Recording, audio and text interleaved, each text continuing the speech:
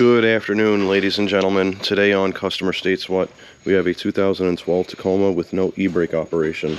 Today, we're replacing the cables, shoes, and hardware. Let's take it up top and get into it. First thing we do is access the interior. We remove the cup holder. It's this guy right here. All you have to do is use a simple trim tool. Just give it a pry in the four corners because that's where the clips hold it to the center console. Now I think I can do this without taking the rest of the center console out. We're all going to find out. It looks like I can access the clip right through here. So yeah, we're going to try and do it that way. First though, we're going to back up this nut, giggity, all the way to loosen the e-brake lever right here. See? And what that's going to do is that's going to give slack, or enough slack, to where I could rotate this forward and remove the cable, and then rotate it that way and remove the other cable. Very good. Alright guys, we got the clips out. This one here was pretty easy. I can get a grip on it and move it and wiggle it out.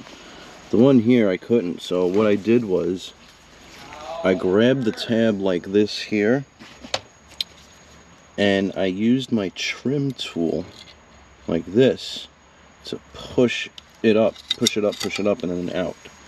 And the trim tool was just right here up against the cable there. I was using the cable for leverage, and then just wiggle, wiggle, wiggle, and got it out. So I guess, yeah, that's the way to get it out without taking the center console out. But let's see if it's easy going in.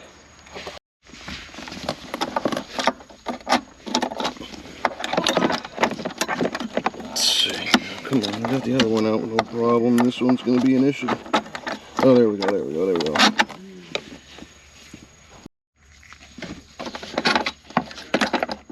There we go, there we go. Alright, cables are detached now. Very good.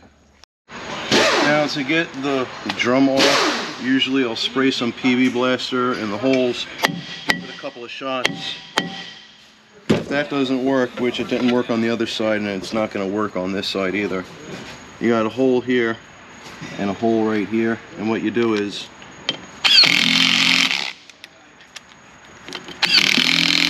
you see what that's doing? It's pushing the drum away from the hub.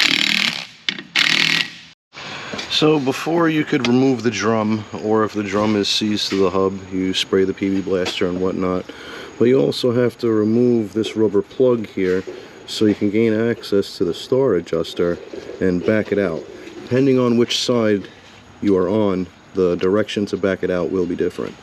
But yeah, that's where you make your adjustments. So back your star adjuster out, then hit your bolts here if the hammer don't work, and then it comes right off. Giggity, giggity, giggity. One thing I like to do before working on drums is clean them. Get all that dust out.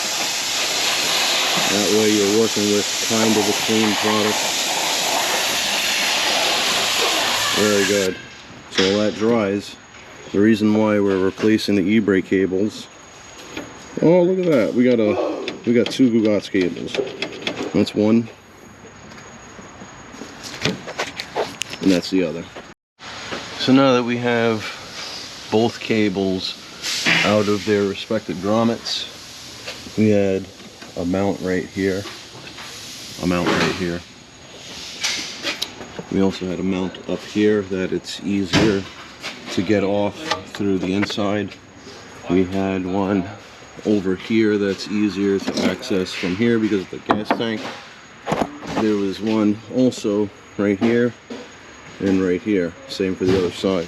Now the bolts, they're all the same except for two. You got this short guy that's held on right here, so just make a note of that. Very good. Alright guys, what I'm trying to figure out here is how to take this cable out without fully taking this apart, and I think I figured it out. We have a spring down here. Oh, excuse me, it was actually like that. And we got a spring down here that connects the two. And then we got the normal pin and spring hardware like this that holds in the shoe there.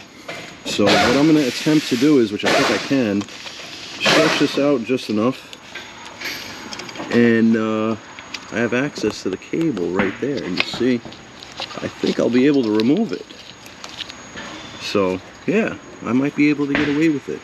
And then you got the two 10mm, one there and one there, holding in the rest of the bracket here. If they break, who gives a because we're replacing the line. Very good. I might win. Well, I was able to fish it out. One of the bolts broke, which we don't care. Now, the way I got the line out, since we have so much slack in the line, the spring is no longer tensioning the line. So what I did was, I took my little vice grips, grabbed this guy right here, and twisted it out. I'll show you where. We twisted it out of this guy right here. Let me sit there. We got this lever right here. So that way, we fished it out without taking apart the whole system. I'm going to do that for the other side. Very good. Now you know what? Let's install this e-brake line. Alright, so another tip I could give you guys. Before you like install them, or before you even start the job, inspect your parts. And what I did was I laid my line out, but I also learned something today. You see that L? That stands for left side. The passenger side, guess what? It has an R on it. So if you're not sure, you can look at that, or you can lay them out like how I did over there. Very good. Alright, let's see if I can do this by hand. So we got our cable right here, and you see how the spring is all pushed back. So let's see. Can I get it in? Come on. Come on. You're right there. I need the vice grip. Hold on. Let's get the grips. Let's get the grips. Ah! Alright.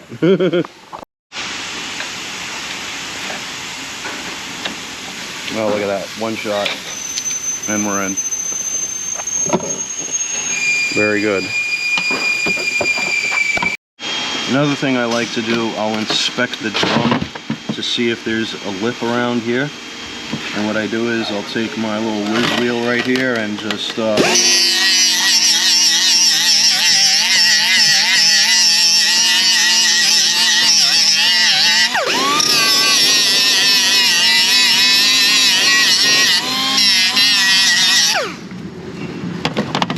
what I did there, just takes that lip right off. So it's not talking back when we put the drum back on. And that could also create a rotational noise over time. Very good. Well, alright. We got our cables installed. All new hardware. Tip of the video, guys, or one of the tips. With the cables, you have to reuse two of the brackets on each side. One over here and one over here. I highly recommend, before you install the line in the car, to install this bracket here on the line and the one over here on the line, because yeah, I didn't do that and I struggled a little bit. Also, you want to put a little bit of grease on the rubber grommet just to aid installation. You always want to lube it before you go in the hole. Giggity. Okay guys, to get these clips back on and to not struggle or minimize the struggle in getting the parking cables back in the grommets, what I did was, while everything was loose, I installed the cables onto this bracket and then into the respective grommet. And then what I did was I tightened the adjuster, and when I pulled the cable, you see what it did? It kind of brought it into position on where I need to be. So now, come on, now I can get my clip back in. Very good. We'll make an adjustment on that just so it's straight, but yeah, that's what I did to get those in. And I was struggling. Oh, there we go. I just straightened it up. I was struggling, and then I'm like, you know what? Let me try this to see if it works. And you know what? Not for nothing, it worked. Very good. So now we just gotta do. We already did our adjustments at the drums. So now we're gonna do our adjustments here and see if we get this parking brake to hold. Very good. All right, guys. We started the car. Let's try it. Put it in gear. It's a manual. Let the clutch out a little bit. Torque it up. Nice. All right, very good. The e-brake holds. Now let's put this interior back together. We'll tighten this nut up right here and go on our road test. Very good, guys. If you don't know what to do, please like, subscribe, hit that bell notification for further content.